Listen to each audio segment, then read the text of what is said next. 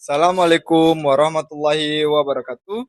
Perkenalkan nama saya Fatir Ubleu dengan NIM 2024 72033.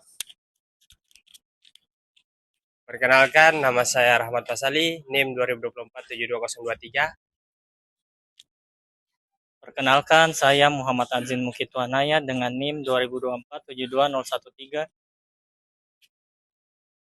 Perkenalkan, nama saya Farhan Munailo dengan NIM 2024 72003. Saya Rasya Wali dengan NIM 2024 72063. Saya Lisandri Serembo dengan NIM 2024 72080. Dalam Islam, korupsi bukan hanya pelanggaran hukum, tetapi juga pelanggaran moral dan iman. Dalam teknik industri, penyimpangan bisa terjadi lewat manipulasi data, sistem yang tidak adil, dan keputusan yang tidak amanah. Hari ini kami akan menjelaskan tentang 7 nilai anti korupsi yang selaras dengan ajaran Islam dan berpedoman pada Al-Quran. Dari 7 nilai anti korupsi, nilai yang pertama yaitu kejujuran. Dalam teknik industri, kejujuran itu berarti menyajikan data dengan produktivitas dan efisiensi seadanya. Dalam Al-Quran mengajarkan bahwa kejujuran itu sebagai fondasi amal.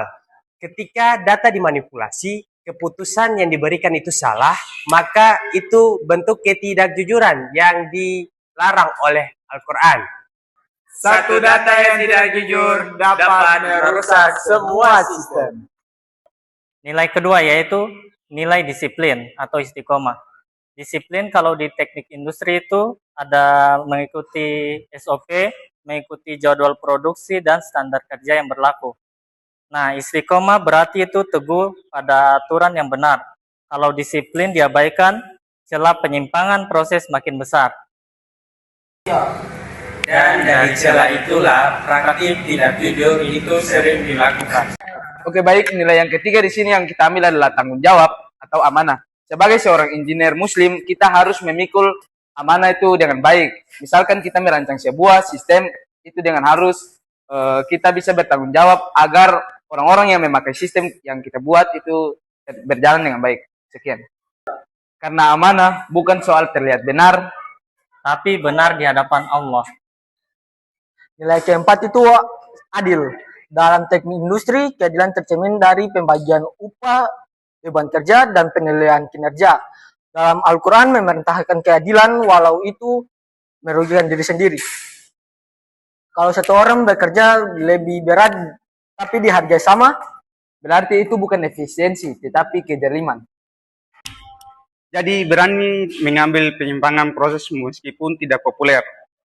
Nilai kepedulian, peduli kepada keselamatan kinerja, lingkungan, dan kesejahteraan manusia dalam bentuk ihsan. Dalam Islam, diam terhadap kebatilan. bukan sikap netral tapi kelalaian. Engineer harus independen, tidak tunduk pada keinginan pribadi, suap, atau tekanan. Kemandirian dalam Islam berarti bukan bekerja profesional lalu bertawakal kepada Allah, bukan menghalalkan cara.